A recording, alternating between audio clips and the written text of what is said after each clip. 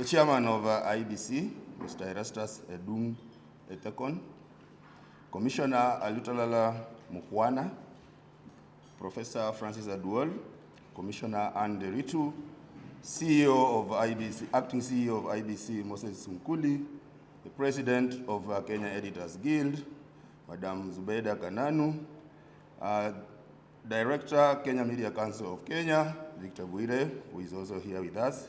Good morning. I believe this is a very important day in the history of our country because we are meeting here again to review and sign a memorandum of understanding between Kenya Media Sector Working Group, which is a coalition of different media entities in Kenya, and Independent Electoral and Boundaries Commission. And in the past, we signed this document in the past elections. And if in the room I see Anne Ritu, also we signed with Anne Ritu when she was the registrar of political parties.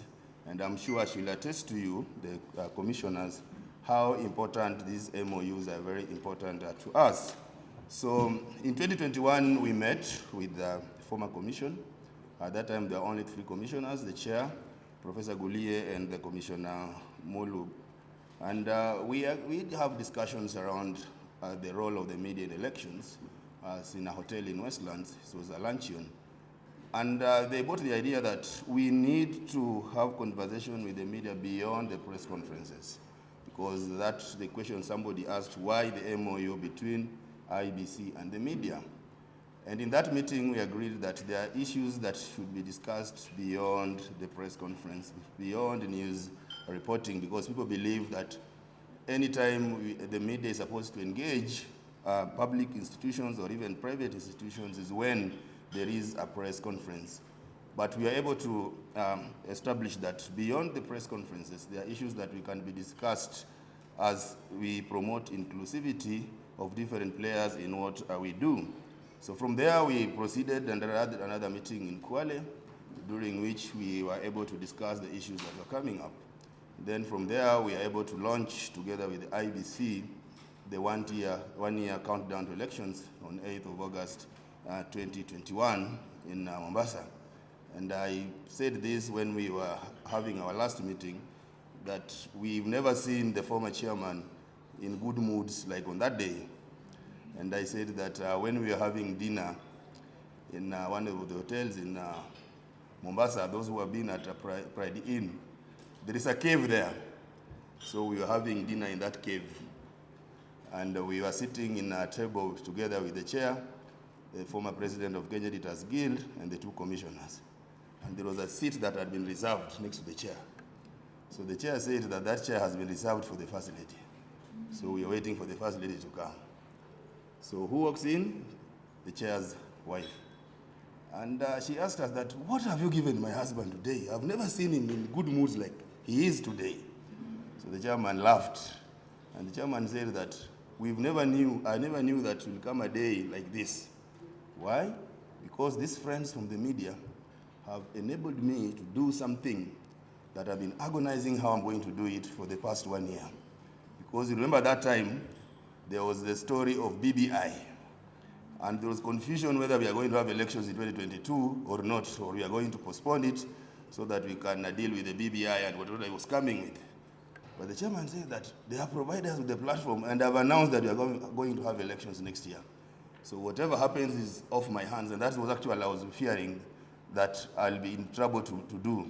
But I've announced that we are going to have elections next year. So anybody wants to stop the elections, let them stop. If anyone going to court, me, I've done my job and I've washed my hands. Whatever happens is off my hands. And that's why I'm happy that right now I can go home and have a peaceful night because I've done my job. So what am I saying? I'm saying that the media is supposed to be engaged in issues of elections, because at the end of the day, people look up to us on what we are going to do, and exactly that is what the public expect of us. So we hope that this MOU will help us to address a few issues. We know we are going to have a lot of problems with information disorder. That is disinformation, misinformation, and malinformation. with the technology, and nowadays everybody is a reporter, everybody is a content creator. So long as you have a phone, you can create content and put it out there. So we also expect that as we approach elections, even on the election day and even days after elections, we'll have a lot of disinformation and misinformation, and people will be looking up to the media. How can we help the public to deal with that problem? And that is why this MOU is very important, because it goes beyond just calling a press conference and announcing results and everybody goes home. There are much more that the media will do beyond reporting. So this MOU is important because it will help us to come up with a media center through which we can use to debunk disinformation and misinformation and correct some of the propaganda and rumors that will be churned out using different digital platforms that may cause anxiety. And we know that if there is anxiety in a country, that actually will breed confusion and violence and chaos if not addressed. So that's why this MOU is very important. And I was watching Commissioner Atulalala when he was on one of the television stations. He said very well that we need to invest more in communication. You cannot ignore communication, because if there is information darkness, the consequences are grave, because everybody will be a news reporter wherever they are. They'll be giving out information, and it will be very difficult to believe who is right and who is wrong. And that is why it is important that the media runs, together with IEBC, we run a communication center whereby we are able to deal with issues of misinformation and disinformation. Number two, we believe that IEBC can also, and together with the Kenya media, we enforce the code of conduct, the electoral code of conduct, not only protecting journalists, but even the public. We know that during election, and we witnessed that in the past by-elections, where the violence was reported in different constituencies where we are having by-elections, and journalists were victims. And for us not to be selfish, we will request that the enforcement of electoral code of conduct, actually this time around, people feel the weight of IEBC. We want to see IEBC disqualifying candidates who are sponsoring violence.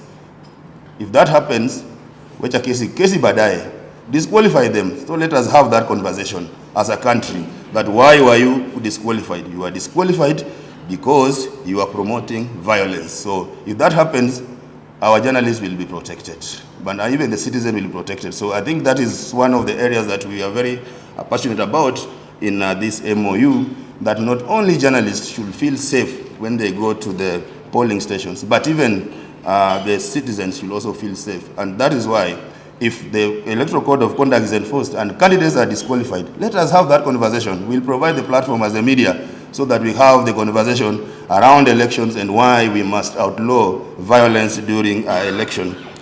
Then the elephant in the room is about the tallying.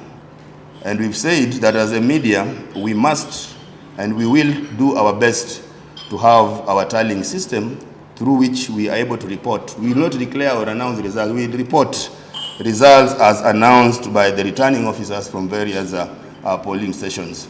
And we were looking at the numbers. We may not have the 46,000+ journalists who cover the polling stations we have in a country. We may have more polling stations, but I was looking at the register of journalists. We only have slightly above 14,000 journalists who are accredited by the Media Council.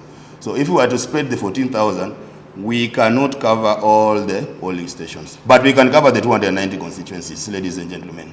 And if we can cover the 290 constituencies, and this conversation is going on, how can we share the resources? How can we pool the resources and have all our journalists in 290 constituencies across the country, so that when there is the counting of results have been done and the results have been announced by the returning officers, we can report. And I think that can be easy for us to tabulate, just to state that these are the number of the constituencies we have, this is what was announced in these constituencies by the returning officer, and this is the tally. Then we allow now the IEBC to do its job. I think doing that will reduce anxiety among Kenyans for waiting for 2-3 days for IEBC to announce results.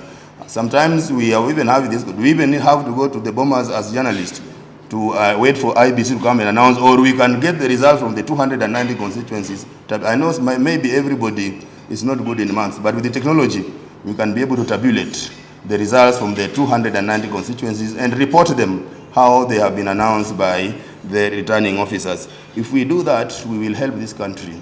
We help this country much by reducing the number or the amount of disinformation and misinformation that will go out there, and speculation, because if we have different systems that will having the results and people are waiting for the results, and I said this, I know the political parties will have their results, and now we have got a new grouping called Gen Z who are techno-savvy. They will also be having their results. Then from there, we'll also have the IEBC result. Now people will be asking, where is the media results? It will be a disaster if we do not have results as the media.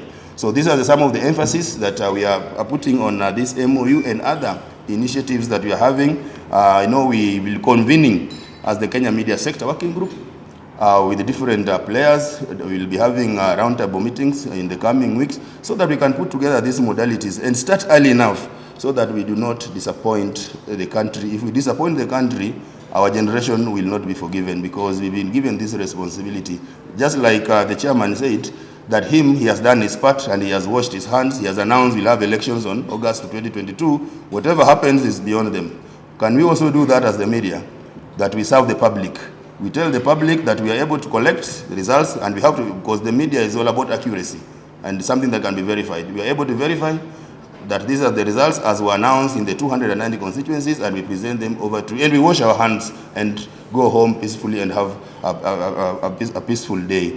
Thank you so much, ladies and gentlemen, and congratulations to IEBC and Kenya Media Sector Working Group for signing this very important document that will guide our engagement and promote inclusivity, so that the media is not left behind, so that we are called the following day in a press conference and we are able to announce what we've been told, but exactly we've not been involved in the process. Asanteni sana and have a good day.